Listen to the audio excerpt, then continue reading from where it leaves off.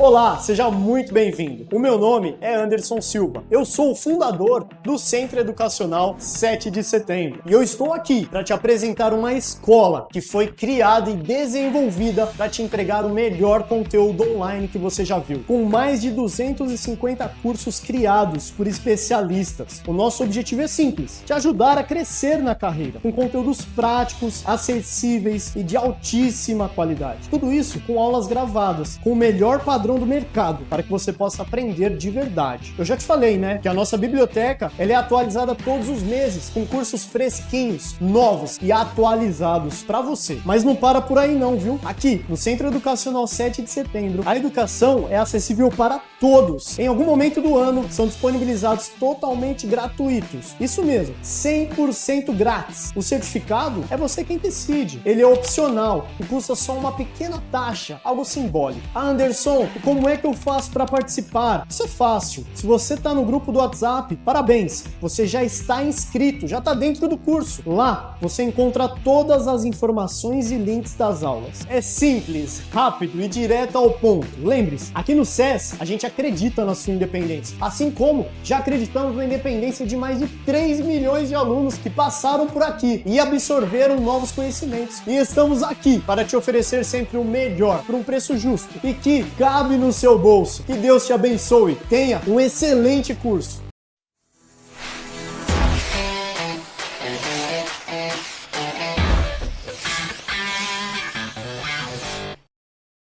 Olá, tudo bem? Meu nome é Beatriz, eu sou médica veterinária e hoje eu vim trazer para vocês aqui a primeira aula do nosso curso de principais doenças endócrinas em cães e gatos. Bom, nessa aula 1, a gente vai ver um pouquinho do sistema endócrino dos cães e dos gatos, a gente vai ver a anatomia dos principais órgãos. O objetivo dessa aula é apresentar a anatomia e a fisiologia do sistema endócrino, a importância dos hormônios e a regularização corporal e os principais órgãos envolvidos. Bom, vamos lá. Vamos começar então pela tireoide. Aqui eu coloquei para vocês uma imagem da tireoide. Essa aqui é a tireoide, essa é uma visão de trás da tireoide. Aqui a gente consegue ver em amarelo. Em amarelo a gente consegue ver as glândulas paratireoides. Então a gente tem a tireoide em si, que libera hormônios, e as glândulas paratireoides, que ficam na tireoide, atrás da tireoide. A gente não vai focar tanto durante as aulas nessas glândulas. Existe uma síndrome, existe uma doença relacionada a elas, mas não vai ser o principal foco da gente durante as aulas. Eu vou citar elas nessa primeira aula, vou explicar um pouquinho do hormônio que é liberado, mas não vou aprofundar muito sobre elas. Eu vou falar mais em si sobre a tireoide, tá? Aqui nessa outra imagem que eu coloquei para vocês, eu coloquei algumas anatomias, posicionamento da tireoide em cada espécie. Então, no cavalo, a gente consegue ver que ela tem esse formato. No cão e no gato, esse. No suíno, esse. E no bovino, esse daqui. Então, uma coisa muito interessante é que aqui a gente tem a traqueia. E para cá, para essa região aqui, para esse lado, é a cabeça do animal. Então, se a gente for pensar anatomicamente, a tireoide ela é posicionada dorsalmente da tireoide. Dorsalmente da traqueia, tá? Isso a gente já pode pensar aqui. Ela é dorsalmente da traqueia, então ela não é uma glândula assim. Ela dá para se olhar ela, observar ela no ultrassom, mas acaba tendo um pouco mais, principalmente se ela estiver normal, um pouco mais de dificuldade ali para ver por conta desse posicionamento, tá? Mas dá para ver essa glândula no ultrassom. Mas na rotina clínica a gente não pede tanto ultrassom, mais para frente a gente vai ver um pouquinho melhor sobre isso. Eu vou falar mais nas próximas aulas. Aqui nessa outra imagem que eu coloquei para vocês, a gente vai conseguir ver quais são os hormônios liberados pela tireoide e como eles são liberados. Então vamos lá. Aqui a gente tem o hipotálamo. O hipotálamo, antes de qualquer coisa, a gente tem um estímulo do sistema nervoso central, tá? O sistema nervoso central vai estimular o hipotálamo. O hipotálamo vai liberar TRH, tá? O TRH vai lá na glândula hipófise e vai estimular essa glândula a liberar TSH. Depois, o TSH, depois de ser liberado, ele vai lá na glândula tireoide, igual tá aqui no desenho, e vai estimular a glândula tireoide a produzir o T3 e o T4, tá? Então, recapitulando, hipotálamo libera TRH. O TRH vai estimular quem? A glândula hipófise. A glândula hipófise vai liberar com este estímulo TSH. TSH vai lá na tireoide e vai estimular a tireoide a liberar T3 e T4, tá? Aqui nessa outra imagem que eu coloquei para vocês, mostra um pouquinho das glândulas paratireoides. Essas glândulas, elas liberam um hormônio chamado PTH, igual tá mostrando aqui, tá? Esse hormônio, a função dele é extrair cálcio dos ossos, igual tá mostrando aqui na imagem, dos ossos, do rim, do intestino, e aí vai liberar esse cálcio na corrente sanguínea, tá? Igual mostra aqui a imagem. Ele faz um controle, tá? Então, se eu tenho pouco cálcio na corrente sanguínea, eu tô precisando ter cálcio ali, esse hormônio vai entrar em ação, a gente vai ter uma resposta a isso, tá? E aí, quando esse hormônio entra em ação, a gente vai ter uma liberação de cálcio na corrente sanguínea. Ou seja, se a gente tem uma disfunção desse hormônio, como por exemplo o hiperparatireoidismo, a gente pode ter uma descalcificação óssea, tá? Esse animal vai ter um desequilíbrio, mas como eu falei, esse não é o nosso principal hormônio, não é tão comum a gente ver hiperparatireoidismo, existem casos, mas o que a gente vê mais no dia a dia com cães e gatos é o hiper e o hipotireoidismo, tá? Mas é sempre bom a gente saber que existe a tireoide e a paratireoide e quais são os hormônios liberados, qual a função de cada um. Continuando aqui e agora voltando e focando só na tireoide. Aqui tem outro esqueminha mostrando para a gente a estimulação de liberação de T3 e T4. Então aqui a gente tem o hipotálamo, como eu falei para vocês, libera TRH, esse TRH vai lá para a adenipófise, na adenipófise a gente vai ter a liberação de TSH, esse TSH vai para a glândula tireoide e a gente vai ter a produção de T3 e T4. Uma coisa legal dessa imagem que tem a mais, que a outra não tinha, por isso que eu coloquei essa aqui para vocês, é que depois da liberação de T3 e T4, o corpo ele tá sempre buscando homeostase, tá sempre buscando equilíbrio. Então aqui mostra, esse T3 e T4 foi liberado, ou seja, a homeostase foi restaurada. Agora, se existir um aumento da concentração de T3 e T4 no sangue, a gente vai ter o feedback negativo desses hormônios, ou seja, o corpo vai olhar e falar assim, opa, para tudo, que a gente já tem hormônio suficiente, pode parar a produção, fecha a fábrica. E aí é o que vai acontecer aqui, que está escrito aqui, vai ter o restabelecimento da concentração sérica de T3 e T4, a gente vai ter esse feedback negativo, a gente vai ter uma supressão da liberação desse hormônio, tá? Então, aqui, homeostase. Depois desse feedback negativo, a homeostase vai ser reestabelecida. Se o organismo perceber que tá faltando T3, T4, esse feedback vai ser ativado de novo para ter novamente a liberação desse hormônio. Para, como eu falei, sempre buscar o equilíbrio, a homeostase do organismo, tá? Beleza. A gente entendeu, então, como que funciona a liberação desse hormônio, mas o que ele faz no corpo? Vamos ver um pouquinho disso, então. O T3, ele é um hormônio triiodotironina, tá? Então, são 3 moléculas de iodotironina. Esse hormônio ele é acoplado nas proteínas transportadoras de hormônios tireoidianos. Essas proteínas elas têm a função de carregar os hormônios tireoidianos no sangue, tá? Mas no geral, o T3 e o T4, eles também são responsáveis pelo metabolismo e produção calórica do animal. Além disso, também são responsáveis pelo estímulo de produção de genes das células e também estímulo de produção de calcitonina, que ajuda, outro hormônio que regula os níveis de cálcio no sangue. Então, ele tem a função contrária, a calcitonina tem a função contrária do PTH da paratireoide, tá? Eu coloquei aqui para vocês que o T3 tem... Eu coloquei aqui, o T3 tem uma função, o T4 tem outra.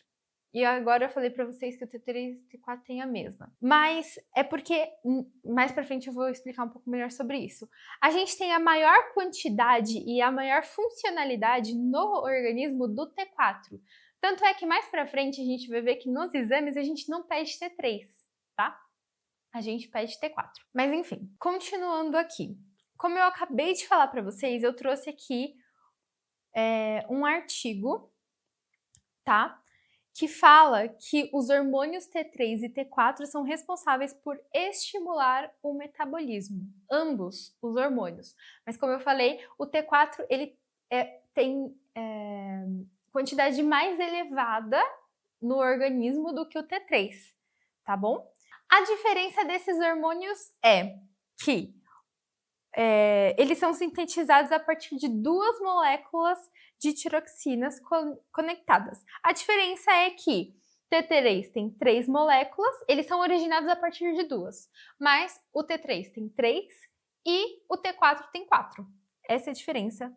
Um tem uma molécula a mais de iodo do que a outra, tá? Bom, e como eu falei para vocês, aqui a gente consegue ver nesse artigo que cerca de 93% dos hormônios metabolicamente ativos são T4, tá? E os outros 7% o T3. Por isso que o T4 é o mais importante, mais relevante pra gente no dia a dia da clínica. Beleza, a gente já viu um pouquinho então sobre a tireoide, a gente viu que o hipotálamo libera o TRH, que vai lá na adenohipófise e estimula a liberação de TSH, esse TSH vai lá na tireoide e estimula a produção de T3 e T4.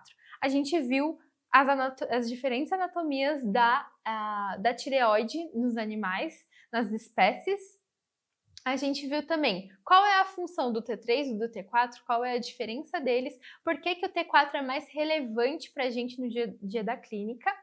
E a gente também viu um pouquinho da paratireoide e o hormônio que é liberado por ela, tá? Entender um pouquinho. Como eu falei, não aprofundamos muito, mas é importante a gente saber. Agora eu vou mudar de órgão. Agora eu vou para adrenal. Vamos falar um pouquinho da adrenal. As 3 doenças, os 3 órgãos principais que a gente vai ver nessa aula é a tireoide, a adrenal e o pâncreas. E quais são as doenças relacionadas que a gente vai ver durante as aulas? Eu vou trazer aqui para vocês. Hipertireoidismo, que a gente vê muito em gatos, não tanto em cães, é um tanto quanto raro em cães. O hipotireoidismo, que a gente vê nos cães, que aí é bem comum em cães, não tanto em gatos. A gente vai ver também o hiperadrenocorticismo em cães, tá? Em gatos não é tão comum. E vamos ver também sobre diabetes mellitus, tá? Então, para a gente conseguir entender as próximas aulas, vamos ver um pouquinho aqui da adrenal. Vamos entender o que é esse órgão, como ele funciona, quais hormônios ele libera, como ele é estimulado, que nem a gente acabou de ver com a tireoide. Então, vamos lá. Tudo, mais uma vez, se origina no hipotálamo, como a gente consegue ver aqui na fotinho. Tudo se origina no hipotálamo. O hipotálamo, ele vai produzir e secretar CRH, tá? O CRH vai, mais uma vez, para a hipófise posterior. Vai para a hipófise, Mas lembra que na tireoide, o TRH, ele vai na adenohipófise, é do outro lado. Agora ele vai na hipófise posterior. A adenohipófise pode ser chamada também de hipófise anterior, tá? Então, o TRH, ele vem para esse lado aqui. E o CRH, que agora é da adrenal, vem para esse lado aqui, tá? Essa é uma curiosidade para a gente saber. Bom, depois que o CRH vai para hipófise posterior, ele vai estimular a liberação de ACTH, tá? Esse ACTH, ele vai lá na adrenal e vai estimular a adrenal. Vamos ver na próxima imagem como que vai funcionar essa estimulação. Então, esse hormônio ACTH, ele vai para a adrenal.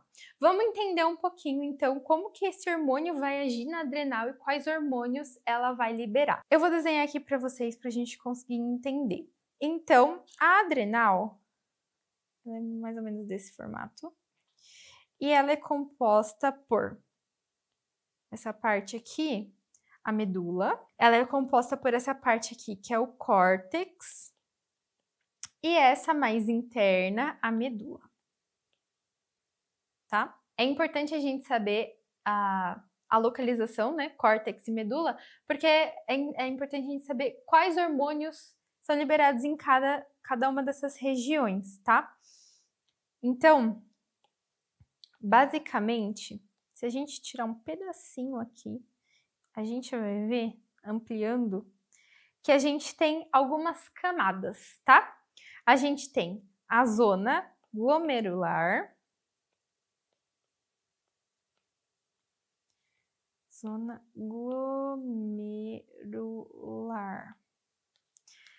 Depois, abaixo dessa camada, a gente vai ter a zona fasciculada.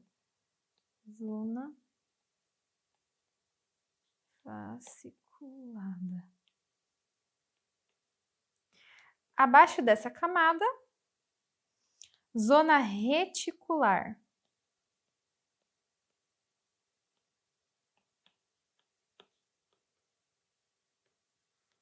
E por último, as catecolaminas.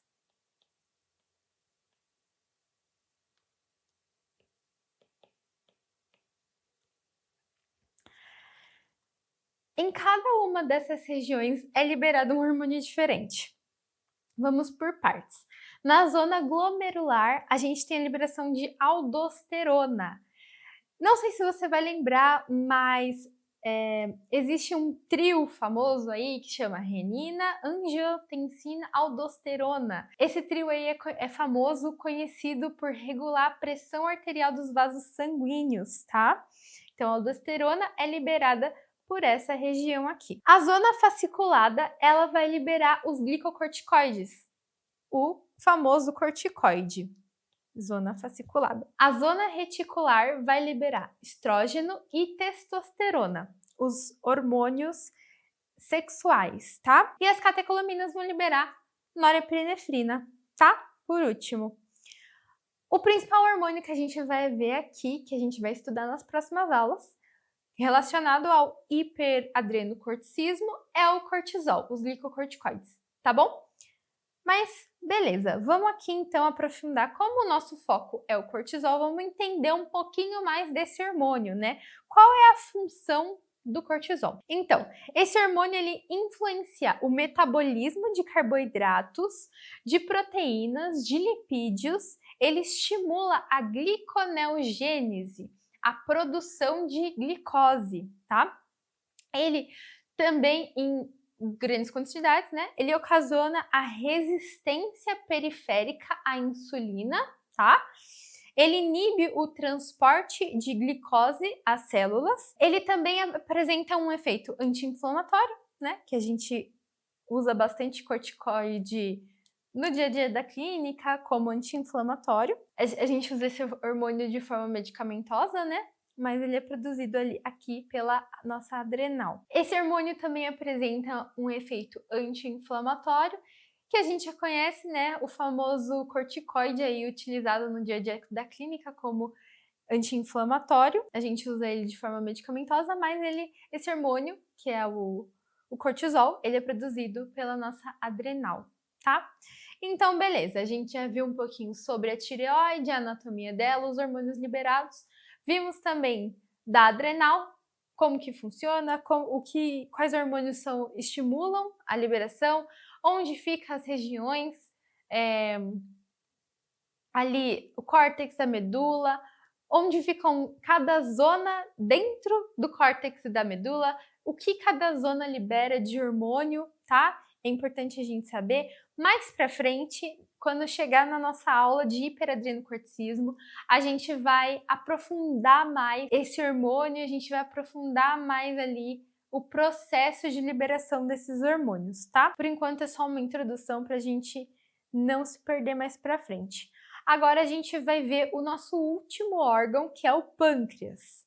Então vamos lá, vamos entender um pouquinho como que funciona esse órgão. Coloquei essa imagem aqui para a gente conseguir entender. Então, esse daqui é o nosso pâncreas, tá? Ele é posicionado mais para o lado esquerdo do abdômen. Ele se localiza em cima do rim esquerdo, tá? Mas vamos lá, vamos entender um pouquinho melhor do pâncreas. Esse aqui é uma imagem do pâncreas. Beleza, então nessa localização aqui, a gente consegue ver, nessas duas aqui, a gente consegue ver as células aquinárias, que secretam enzimas digestivas. As famosas aí que a gente conhece, a amilase, a tripsina, tá? Entre outras enzimas digestivas. Aqui, essas redondinhas, azuisinhas, são as ilhotas pancreáticas. A gente já vai ver um pouco melhor o que cada uma dessas regiões secretam. Aqui, aumentando o tamanho da ilhota pancreática, a gente consegue ver 3 regiões. Então, essa região aqui tem células alfa, nessa região células beta e nessa os ácinos, tá? A gente vai ver o que cada uma dessas regiões secreta daqui a pouquinho. Bom, aqui dentro a gente tem os ductos pancreáticos em verde, tá? Nessas regiões aqui. Esses ductos, eles vão cair dentro do duodeno, do lúmen duodenal, tá? Para ser liberadas as enzimas digestivas, ok? Bom, aqui nessa setinha roxa, como eu circulei aqui para vocês, a gente vai ter o fluxo de liberação dos hormônios pancreáticos, que são a insulina e o glucagon, tá? Então, tá aqui a setinha desses hormônios sendo direcionados, né, para a artéria esplênica, para esse hormônio ser liberado para o corpo. Beleza, então. Agora que a gente viu um pouquinho da anatomia, das estruturas, vamos entender um pouquinho o que eu falei para vocês lá atrás dessas células que eu falei que são importantes. Células alfa, células beta e os ácinos que ficam dentro, são células dentro das ilhotas pancreáticas. O que cada uma dessas células libera? Então, as células beta, elas produzem insulina, tá? Estimula o corpo a extrair glicose da corrente sanguínea. A insulina, ela abre a portinha das células para a glicose entrar. Então, a glicose sai da corrente sanguínea e entra para dentro das células com a glicose. As células alfa, elas produzem glucagon.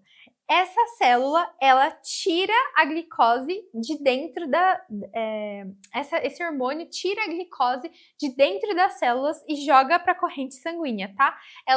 Esses hormônios têm ação contrária. A insulina coloca a glicose dentro da célula e o glucagon tira para, como eu já falei para vocês, sempre manter a homeostase, tá? Por isso que tem esses dois hormônios, sempre buscando o equilíbrio. E as enzimas digestivas, como por exemplo, já falei para vocês, a amilase, a tripsina, a lipase e o bicarbonato, que é muito importante, porque esse bicarbonato vai ajudar a manter o pH do sangue, tá? Para não ter uma acidificação. do sangue é liberado bicarbonato. Mais uma vez, sempre buscando o equilíbrio. Elas são liberadas pelas células dos acinos, tá? Beleza, você pode estar se perguntando agora. Se as células dos ácinos produzem as enzimas digestivas. Lá atrás eu falei para vocês, aqui na imagem do pâncreas, que existem as células acinares e elas secretam enzimas. Aí tá o pulo do gato. As células que são os acinos produzem o hormônio, então elas produzem os hormônios digestivos. Os hormônios digestivos não são ativados dentro do pâncreas. Por quê? Se eles são ativados dentro do pâncreas, eu vou ter uma digestão do pâncreas. Isso vai levar o animal a ter uma pancreatite. Isso é uma das causas da pancreatite, a ativação precoce das células digestivas dentro do pâncreas. Então, os acinos, eles produzem as células digestivas. Esses hormônios... células digestivas não, gente, desculpa. Essas enzimas digestivas, depois de serem produzidas, essas enzimas vão ser transportadas até as células acinares e lá eu vou ter a secreção para dentro do duodeno, certo? Então, as células acinares não produzem as enzimas digestivas, elas só secretam, tá? E essas enzimas vão ser ativadas dentro do duodeno, nunca dentro do pâncreas. E se acontecer de serem ativadas dentro do pâncreas, vamos ter uma pancreatite, porque o pâncreas vai começar a se digerir, certo? Beleza, eu coloquei aqui um esqueminha pra gente olhar do pâncreas, que é o seguinte. Coloquei esse esqueminha aqui pra gente analisar junto. E qual vai ser o nosso foco nas próximas aulas? A insulina, porque a doença que a gente vai ver relacionada ao pâncreas vai ser a diabetes mellitus, tá? Então, pra gente aqui, quais são as células principais que vai importar para as próximas aulas? A célula beta e a célula alfa, que são as células liberadoras de insulina e de glucagon, tá? Então, vamos lá. Na célula beta, como a gente consegue ver aqui, é produzida a insulina, como eu já falei para vocês, tá? Lembrando que a insulina e o glucagon só vão ser produzidos de acordo com a taxa de glicose no sangue. Se a glicose no meu sangue tá baixa, vamos ter que liberar glucagon, que eu preciso de liberação de glicose de dentro da célula para a corrente sanguínea. Se a minha se a minha glicose está alta na corrente sanguínea, vai ser liberado insulina, porque aí eu vou pegar essa glicose fora das células e vou colocar para dentro, tá? Beleza. Continuando aqui. A insulina, ela vai aqui pro fígado e aí a gente vai ter uma baixa taxa de glicose, porque, como eu falei, a insulina pega a glicose e vai colocar para dentro da célula. Depois disso, a gente vai ter uma inibição das células beta, que é a produtora de insulina, e uma estimulação das células alfa, que são as células produtoras de glucagon. Por que o fígado está sendo citado? Porque ele quebra glicogênio e libera glicose no sangue, tá? Então, por isso que é importante aqui no nosso esqueminha. Beleza, então, foi liberado o glucagon foi para o fígado por conta do feedback negativo. E aí a gente teve ingestão de alimento. Quando a gente tem ingestão de alimento, o que acontece? Aumenta a taxa de glicose no sangue. Vai começar tudo de novo esse processo. A gente vai ter estimulação da célula beta, a célula beta vai liberar insulina e a gente vai ter inibição das células alfa para parar de produzir glucagon, beleza? Mais um esqueminha aqui, mais uma foto para a gente analisar juntos. Então, vamos lá. Mais uma vez, o pâncreas aqui, tá? O corpo do pâncreas, a cauda, a cabeça do pâncreas, tá bom? Aqui a gente tem uma ligação do pâncreas com a vesícula biliar. O pâncreas, então, ele tem ligação no duodeno, tá? Onde vai ser liberadas as enzimas digestivas, e a gente tem uma ligação ali com a vesícula biliar e com o fígado também, tá? Isso é importante a gente saber por quê. Nos cães a gente tem o duodeno, tá? E a gente tem o ducto biliar e o ducto pancreático separados, beleza? Agora, nos gatos, a gente tem o duodeno e a gente tem um ducto, onde ele é bifurcado em dois, tá? Então ele tem uma divisão aqui. A gente tem um ducto que é dividido em dois, pro ducto biliar e pro ducto pancreático. Por que é importante a gente saber disso? Por que eu tô falando disso aqui? Porque é daqui que vem a tríade felina. Os cães não têm isso, por quê? Porque olha a anatomia deles aqui. Eu não tenho um ducto que se divide em dois. Eu tenho um ducto biliar e um ducto pancreático separados, certo? Agora, nos felinos, é um ducto que se divide em dois.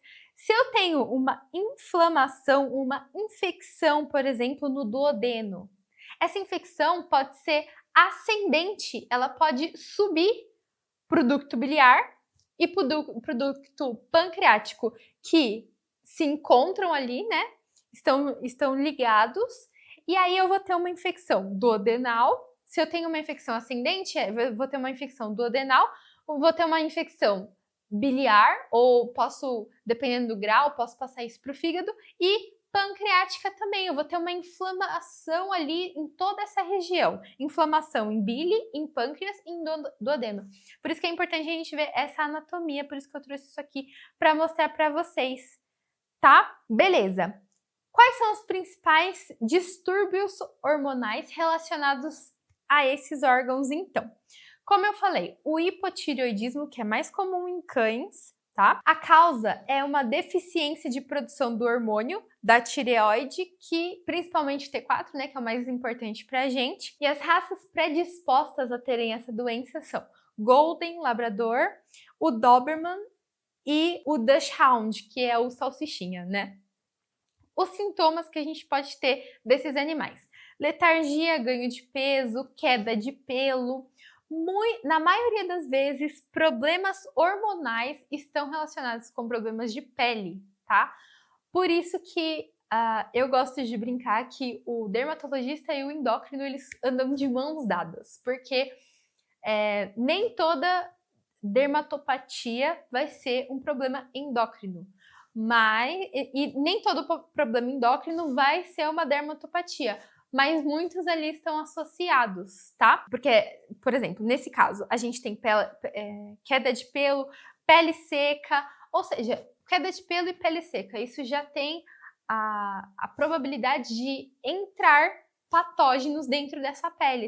Esse animal é mais propício de ter uma pele que vai ter uma infecção bacteriana, fúngica, a barreira cutânea fica fragilizada, tá? E a prevalência é relativamente comum em cães e é bem raro em gatos, tá? Outra doença que a gente tem, que eu já falei que a gente vai estudar nas próximas aulas, o hipertireoidismo em gatos, tá? A causa é a produção excessiva do T4, do hormônio tireoidiano. Pode ser por conta de tumores benignos, de hiperplasia da tireoide, mas a gente vai ver isso melhor nas próximas aulas. Os sintomas que a gente tem: enquanto no hipotireoidismo a gente tem ganho de peso, no hipertireoidismo a gente tem perda de peso, tá? Hiperatividade, aumento de apetite, podemos ter vômito, diarreia, aumento da frequência cardíaca também, tá? Porque como a gente viu lá atrás, o T4, o T3 e o T4, eles agem na metabolização, ou seja, no ganho e no perda de calorias, eles agem na ação dos órgãos, e um desses órgãos é o coração, então pode ter aumento de frequência cardíaca. A prevalência é muito comum em gatos e é bem raro em cães, como eu já falei para vocês. Outro hormônio que a gente pode ter relacionado, que a gente vai ver nas próximas aulas, que eu já falei para vocês, é a diabetes mellitus. Tá? A causa é por conta de uma deficiência na produção de insulina, que é a diabetes tipo 1, ou resistência insulínica, que é a diabetes tipo 2, tá? A gente vai ver isso melhor nas próximas aulas. Os sintomas é o aumento de apetite, tem ganho de peso, o animal ele bebe mais água, pode levar os cães a terem catarata, tá? A prevalência é mais comum em cães. Existem gatos que têm também, no dia a dia da clínica eu vejo mais em cães, tá? Mas gatos também podem ter. E especialmente cães idosos e obesos, tá? A gente vai aprofundar isso nas próximas aulas, mas é muito importante a gente ter isso em mente, cães idosos e obesos. Outra doença que a gente também vai ver, que eu já citei para vocês, é a doença de Cushing, que é o hiperadrenocorticismo. A causa é a produção elevada de cortisol pelas glândulas adrenais e a gente pode ter algumas causas, não necessariamente só a glândula adrenal está produzindo muito cortisol, a gente pode ter outras causas, a gente vai ver mais pra frente isso. As raças predisponentes são Poodle, Dachshund, o salsichinha, e Yorkshire Terrier. Existem outras raças, mas eu coloquei essas 3 como base pra gente. Os sintomas: a gente vai ter um abdômen abaulado, uma barriga dilatada, né? A gente tem sede excessiva, perda de peso, perda de massa muscular, a gente vai ter problemas de pele fina, queda de pelo, tá? Uma característica bem comum é o famoso rabo de rato, né? Que o cachorro perde o pelo do rabo e fica um pelo igual parecido com rato, com rabo de rato. A prevalência é comum em cães, principalmente cães idosos, e é bem raro em gatos. Outra doença que a gente tem é a doença de Addison, que é o hipoadrenocorticismo. É uma doença mais difícil da gente ver em cães e em gatos, mas é importante eu citar aqui para vocês. A gente não vai estudar a fundo essa doença, eu trouxe só para citar, para a gente saber que existe.